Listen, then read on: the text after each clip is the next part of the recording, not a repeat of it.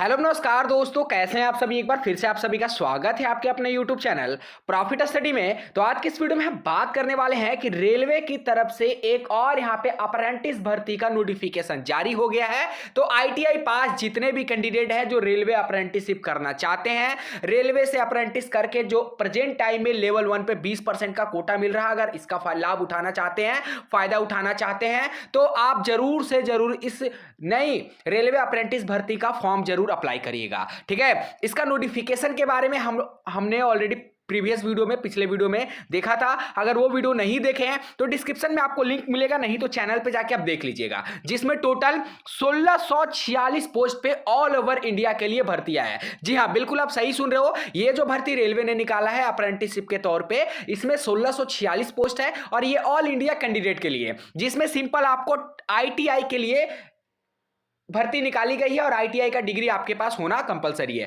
आपका सवाल हो सकता है कि सर कौन कौन सा ट्रेड है, तो कौन कौन सा ट्रेड है इसके लिए हमने प्रीवियस वीडियो में बात किया था, तो वो वीडियो मैं डिस्क्रिप्शन में डाल दूंगा, वहां से जाके जरूर चेकआउट कर लीजिएगा। ठीक है, आज की इस वीडियो में हम बात करने वाले हैं कि कैसे करके आप स्टेप बाय स्टेप आवेदन इसका करिएगा। देखिए, रेलवे अप्रेंटिस में हर साल लाखों कैंडिडेट का फॉर्म रिजेक्ट होता है। बिल्कुल आप सही सुन रहे हो, जितने भी डिवीजन से फॉर्म निकलता है, लाखों कैंडिडेट का फॉर्म जो है हर साल रेलवे यहां पर रिजेक्ट करता है। कारण एक छोटा छोटा यहां पे गलती, आपका फॉर्म रिजेक्ट हो जाता है। इसीलिए हम कहते हैं कि अपना 10 से 15 मिनट कीमती समय निकाल के वीडियो को शुरू से लेकर एंड तक देख लीजिए, ताकि आपको सारा कुछ इंफॉर्मेशन मिल जाएगा। कैसे रजिस्ट्रेशन करना है, ओटीपी आएगा उसको वेरीफाई कैसे करना है, 10th का मार्क्स कितना डालना है, आईटीआई का मार्क्स कितना डालना है, कहां से फॉर्म अप्लाई करना है। सबसे बड़ा कंफ्यूजन आपको डिवीजन सिलेक्शन के लिए होता है कि किस डिवीजन से हम फॉर्म भरेंगे तो हमारा सिलेक्शन का गारंटी मिलेगा या फिर नहीं मिलेगा। देखिए, बहुत सारे ट्रेड वाले कैंडिडेट फॉर्म अप्लाई करते हैं। हम वेस्टर्न रेलवे का थोड़ा सा आपको एग्जांपल बता रहे हैं कि एक कैंडिडेट का 68% पर सिलेक्शन हो गया फीटर ट्रेड से। ठीक है, एग्जांपल के तौर पे आपको बता रहे हैं। और सेम उसी डिवीजन में एक कैंडिडेट का 81% है पर उसका सिलेक्शन नहीं हुआ। अब बताइए, सेम रहते हुए तो इसका मतलब यह है कि जो 68 वाला परसेंटेज था वो फॉर्म सही से अप्लाई किया होगा और 81 वाला फॉर्म सही से अप्लाई नहीं किया होगा, जिसके कारण इसका हाईएस्ट परसेंटेज रहने के बावजूद भी इसका सिलेक्शन नहीं हुआ। तो सभी कैंडिडेट से, जितने कैंडिडेट वीडियो को देख रहे हैं, ठीक है, सभी कैंडिडेट से निवेदन करेंगे कि वीडियो को शुरू से लेकर एंड तक देखिएगा और वीडियो के एंड होने के बाद आप अपना कमेंट बॉक्स में ट्रेड और एवरेज परसेंटेज और आप कहां से फॉर्म अप्लाई करने वाले हैं अभी हम कमेंट बॉक्स में कमेंट करके जरूर बताइएगा। तो चलिए वीडियो की शुरुआत करते हैं। इससे पहले जितने कैंडिडेट चैनल पर फर्स्ट टाइम है, सब्सक्राइब नहीं किए, सब्सक्राइब करके बेल बटन ऑन कर दीजिएगा, ताकि रेलवे से related A to Z information आप लोगों को मिलती रहे। डिस्क्रिप्शन में आपको टेलीग्राम ग्रुप, व्हाट्सएप ग्रुप का लिंक है, जरूर ज्वाइन कर लीजिएगा। हर तरह का इंपॉर्टेंट अपडेट आपको वहां पे देखने को मिलते रहता है। तो फॉर्म आपको इसका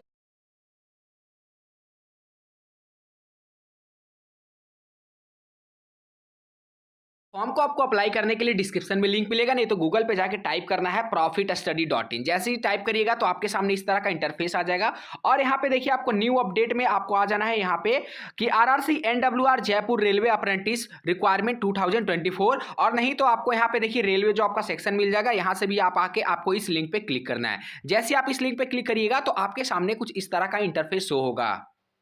उसके बाद आपको क्या करना है, सिंपल स्क्रॉल करके नीचे बढ़ना है। यहाँ पे आपको सारा इंपॉर्टेंट, आपको जो नोटिफिकेशन के रिगार्डिंग है सारा कुछ यहाँ पे इंपॉर्टेंट आपको शो होगा। बस स्क्रॉल करके आपको नीचे बढ़ना है। ठीक है, और यहाँ पे देखिए आपको नोटिफिकेशन का लिंक और ऑनलाइन अप्लाई का लिंक है, तो आपको इस लिंक पे क्लिक करना है। जैसे आप इस लिंक पे क्लिक करिएगा तो आप रेलवे के ऑफिशियल साइट पे पहुंच जाइएगा, जहां से आपको स्टेप बाय स्टेप आवेदन करना है। अब यहाँ से आप ध्यान से समझिएगा और वीडियो को कंप्लीट देखिएगा, स्किप बिल्कुल भी मत करिएगा, नहीं तो कुछ इंपॉर्टेंट पॉइंट होता है जो आप अगर स्किप कर दिए तो फिर आपका जो फॉर्म है रिजेक्ट होने का संभावना रहेगा। ठीक है, यहां पे देखिए आपका 2 तारीख के डेट में नोटिफिकेशन है, 2 जनवरी 2024। आज के डेट से अर्थात 10 जनवरी 2024 के डेट से ऑनलाइन आवेदन शुरू हो गया है। जो आपका लास्ट डेट यहां पे रहेगा 10 फरवरी 2024 तक ऑल ओवर इंडिया के सभी कैंडिडेट फॉर्म अप्लाई कर सकते हैं। आपको सबसे पहले ध्यान देना है कि आपने अभी तक रजिस्ट्रेशन नहीं किया तो आपको यहां पे देखिए न्यू रजिस्ट्रेशन का ऑप्शन मिलेगा, उस पर क्लिक करना है। अगर आपने पहले रजिस्ट्रेशन कर लिया है तो आपको यहां पे देखिए एप्लीकेशन लॉगिन का ऑप्शन मिलेगा, उस पर आपको क्लिक करना है। तो हम लोगों ने अभी तक रजिस्ट्रेशन नहीं किया तो हम लोग यहां पे सिंपल सा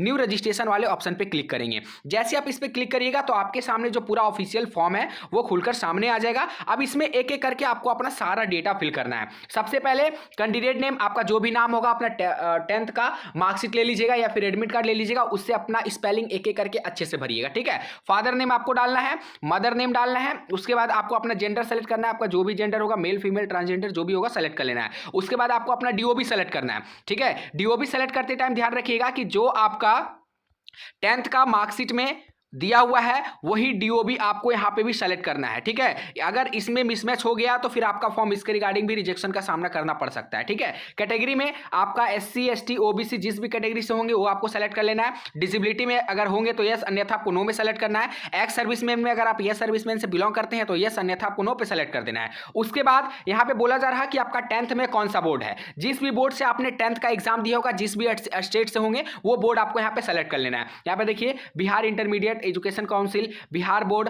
और यहाँ पे आपका सेकेंडरी एजुकेशन आंध्र प्रदेश, आसाम। तो आप जिस भी बोर्ड से होंगे वो आपको अपना यहाँ पे बोर्ड जो है सेलेक्ट कर लेना है। चलिए यहाँ पे हम बोर्ड सेलेक्ट कर लीजिए एग्जांपल के तौर पे। अब आपसे पूछा जा रहा कि ईयर ऑफ पासिंग, आपका जो 10th का पासिंग है वो आप 10th कब पास किए थे, तो सिंपल आपको अपना यहाँ पे पासिंग ईयर सेलेक्ट कर लेना है, ठीक है। सेलेक्ट करने के बाद आपका मार्कशीट उठाइएगा, उसमें आपको पासिंग ईयर मिल जाएगा। उसमें आपसे पूछा जा रहा है उसके बाद कि आपका मैट्रिकुलेशन में रोल नंबर कितना था। सो सिंपल आपका मैट्रिकुलेशन का रोल नंबर आपको यहाँ पे पुट अप कर देना है। तो चलिए हम अपना मैट्रिकुलेशन का रोल नंबर यहाँ पे फिल कर दिए। उसके बाद आपसे पूछा जा रहा कि आपका email ID, confirm email ID, mobile number और कंफर्म मोबाइल नंबर। एक बात का ध्यान रखिएगा कि आपको मेल आईडी वैसा मेल आईडी देना है जो आपका रनिंग हो, ठीक है। ऐसा नहीं कि अगर इधर उधर का मेल आईडी डाल दीजिएगा तो फिर आपका सारा कम्युनिकेशन, अगर आपका सिलेक्शन होता है डीवी के लिए तो आपको मेल के माध्यम से ही सूचित किया जाएगा। इसीलिए मेल आईडी सोच समझ के डालिएगा और उसका आईडी पासवर्ड आपको याद होना चाहिए। उसी तरह मोबाइल नंबर में भी सेम है, एक्टिव मोबाइल नंबर होना चाहिए। उसके बाद आपको यहाँ पे पासवर्ड डालना है, कंफर्म पासवर्ड डालना है और सिक्योरिटी कोड में ये कोड को आपको यहाँ पे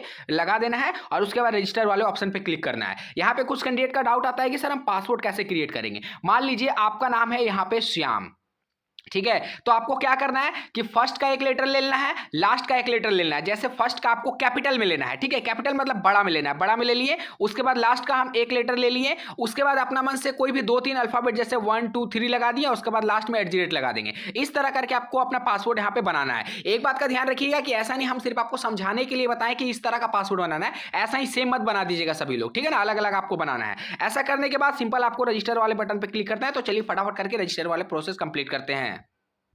तो जैसे ही रजिस्ट्रेशन का प्रोसेस आप कंप्लीट करोगे उसके बाद आपको यहाँ पे लॉगिन करने के लिए आएगा। लॉगिन में आपसे पूछा जा रहा है कि आपके सामने ऑप्शन रहेगा कि आपको किस तरह से लॉगिन करना है, ईमेल आईडी पासवर्ड से लॉगिन करना है या फिर ईमेल आईडी और डेट ऑफ बर्थ से लॉगिन करना है। आप जो भी सेलेक्ट करोगे उससे आप यहाँ पे जो लॉगिन है वो कर सकते हो। तो हम यहाँ पे ईमेल आईडी और डीओबी सेलेक्ट कर लेते हैं। उसके बाद हम यहाँ पे वो ईमेल आईडी डालेंगे जो फॉर्म अप्लाई के टाइम डाले हैं और अपना डीओबी डालेंगे और इंटर सिक्योरिटी कोड डालेंगे। उसके बाद यहाँ पे सिंपल सा लॉगिन वाले ऑप्शन पे क्लिक करेंगे।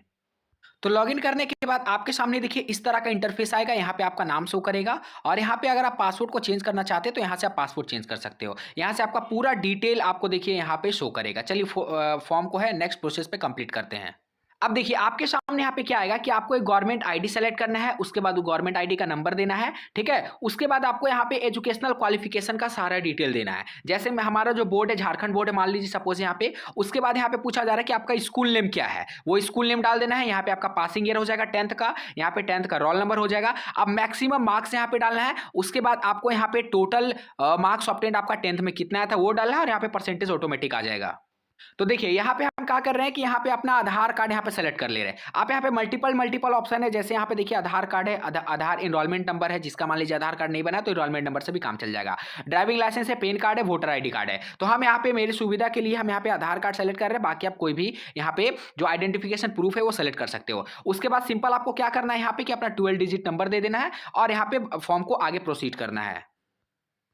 अब देखिए यहाँ पे सबसे इंपॉर्टेंट पॉइंट जिससे आपका फॉर्म रिजेक्ट होने से बचेगा वो है आपका मैक्सिमम 10th का मार्क्स की कितना नंबर डालना है। बहुत सारे कैंडिडेट बोलेंगे सर हमारा 500 नंबर का एग्जाम हुआ है, तो बहुत सारे कैंडिडेट बोलेंगे सर हमारा एडिशनल लेके 600 का एग्जाम हुआ है। आपका कितना भी एग्जाम हुआ है वो आप यहाँ पे डाल सकते हो। कहने का मतलब है कि आप 500 नंबर भी यहाँ पे पुट कर सकते हो और यहाँ पे 600 नंबर भी पुट कर सकते हो। ऐसा कोई भी क्राइटेरिया नहीं है NWR नॉर्थ वेस्टर्न रेलवे के अंतर्गत कि आपका 500 बोला हो या फिर 600 बोला हो। इस बात का ध्यान रखिएगा। तो आप 500 नंबर भी पुट कर सकते हो, 600 नंबर भी पुट कर सकते हो। तो हम यहाँ पे आपको लोगों को बोलेंगे कि आपको यहाँ पे 500 नंबर पुट कर देना चाहिए, ठीक है, फॉर्म रिजेक्ट नहीं होगा। उसके बाद आपको यहाँ पे आपका जो जितना मार्क्स आया 500 में जितना मार्क्स आया वो आपको डाल देना। मान लीजिए यहाँ पे कैंडिडेट का 405 नंबर आया तो 405 नंबर वो लिख देगा। उसके बाद आपका परसेंटेज वहाँ पे ऑटोमेटिक ले लेगा कि 81% हुआ। सेम आपको उसी तरह यहाँ पे आप पूछा जा रहा कि आप कौन सा क्लस्टर से फॉर्म अप्लाई करिएगा। हम बहुत जल्दी इसका previous year cut off video भी अपलोड करेंगे कि कहां से NWR आपका 1646 पोस्ट में कहां से फॉर्म अप्लाई करना चाहिए ताकि आपका सिलेक्शन का जो चांसेस है वो ज्यादा से ज्यादा हो। तो यहां पे आपका कौन कौन सा दे रहा है देखिए, DRM office Ajmer, DRM Bikaner, DRM Jaipur और DRM जोधपुर। उसके बाद BCT कैरेज अजमेर, BCT लोको अजमेर और कैरिज वर्कशॉप यहाँ पे बीकानेर। उसके बाद यहाँ पे कैरिज वर्कशॉप जोधपुर। तो हम मान लीजिए यहाँ पे फॉर्म अप्लाई करते हैं DRM ऑफिस जयपुर से, ठीक है। फिर यहाँ पे पूछा जा रहा है कि आपका ट्रेड क्या है, तो अपना यहाँ पे ट्रेड हमें सेलेक्ट करना है। चलिए उससे पहले आपको यहाँ पे ITI पास रिलेवेंट ट्रेड आपको सेलेक्ट करना पड़ेगा। तो जो भी आपका ट्रेड होगा, इलेक्ट्रीशियन फिटर, देख लीजिएगा आपका जो भी ट्रेड होगा वो आपको यहाँ पे सेलेक्ट करना है। हमारा मान लीजिए फिटर, हम फिटर सेलेक्ट कर लेते हैं। उसके बाद आपको पूछा जा रहा है कि फिटर में कौन सा, तो मैकेनिकल फिटर। उसके बाद पूछा जा रहा है आपसे कि ईयर ऑफ पासिंग ITI आपका कब पास हुआ है, तो भैया हमारा मान लीजिए जो कैंडिडेट का फॉर्म अप्लाई हो रहा है उसका 2023 में पास आउट हुआ है, 2023 मेंशन कर दिए। अब पूछा जा रहा है NCVT और SCVT का आपका यहाँ पे नंबर मांगा जा रहा, तो चलिए हम फटाफट करके अपना NCVT SCVT का नंबर दे दिए। उसके बाद यहाँ पे पूछा जा रहा कि आपका ये सर्टिफिकेट इशू कब हुआ था। इशू डेट आप देख लीजिएगा, जो आपका सर्टिफिकेट होगा उसमें इशू डेट लिखा रहता है, वो इशू डेट को देना है, रिजल्ट डेट को नहीं देना है, इशू डेट को देना है। तो इस बात का भी ध्यान रखिएगा, ठीक है। चलिए यहां पे फटाफट करके हम इशू कर लेते हैं। चलिए अब पूछा जा रहा है आपसे कि आपका मैक्सिमम मार्क्स ITI में कितना है, तो हमारा 1400 है, तो हम 1400 लिख लेते हैं। बाकी अगर आपका 1700 होगा, 1800 होगा, 2100 होगा, तो उसके अकॉर्डिंग आपको लिखना है। अब पूछा जा रहा कि टोटल ऑफ टेस्ट मार्क्स आपका भैया ITI में कितना नंबर आया, तो हमारा जो कैंडिडेट है उनका यहाँ पे 1400 में 230 नंबर आया था, सॉरी 1230 नंबर आया था, हम लिख दिए। परसेंटेज हमारा 87 आ गया। अब यहाँ पे पूछा जा रहा कि आपका इंस्टीट्यूट नेम क्या है, तो यहाँ पे इंस्टीट्यूट नेम मेंशन करना है। उसके बाद आपका यहाँ पे एवरेज आ जाएगा कि आपका 10th प्लस ITI का एवरेज यहाँ पे आपको शो करेगा। तो देखिए हमने जो डेटा डाला है उसके अकॉर्डिंग 84.43 एवरेज बन रहा है, आपको भी चेक कर लेना है इसी तरह। उसके बाद आपके सामने आता है एड्रेस डिटेल। एड्रेस आपको अपना फिल करना है। सबसे पहले याद रखिएगा कि ये आपका करस्पॉन्डिंग एड्रेस है, ये आपका परमानेंट एड्रेस है। अगर आपका करस्पॉन्डिंग और परमानेंट एड्रेस अगर आपको सेम है तो करस्पॉन्डिंग में फिल करिएगा। यहाँ पे आपको टिक करने से ये सारा डिटेल जो इधर है कॉपी हो जाएगा। तो चलिए हम एड्रेस को फटाफट करके फिल कर लेते हैं। एड्रेस फिल करने के बाद आपको यहाँ पे अब पूछा जा रहा है कि अपलोड फोटोग्राफ्स और सिग्नेचर। अब आपको क्या करना है कि अपना फोटो और सिग्नेचर अपलोड करना है। फोटो सिग्नेचर का जो साइज है मैक्सिमम 70 KB और मिनिमम 20 KB होना चाहिए, ठीक है। मतलब 20 KB से कम नहीं और 70 KB से ज्यादा नहीं। उसी तरह सिग्नेचर में बोला जा रहा कि मिनिमम 20 KB और मैक्सिमम 30 KB से ज्यादा साइज नहीं होना चाहिए। यहां से फोटो और यहां से सिग्नेचर को अपलोड करते हैं।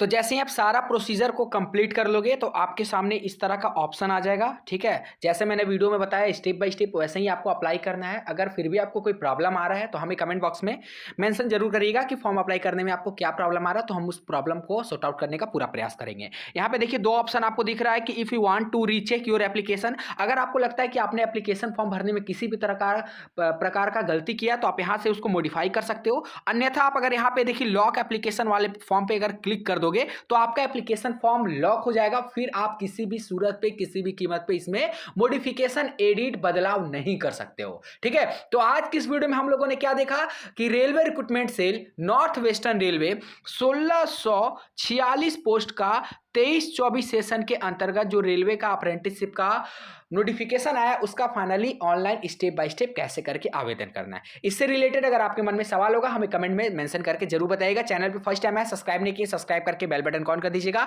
आज के लिए इतना ही, फिर से मिलेंगे आपसे नई भर्ती नई जानकारी के साथ। तब तक के लिए जय हिंद जय भारत।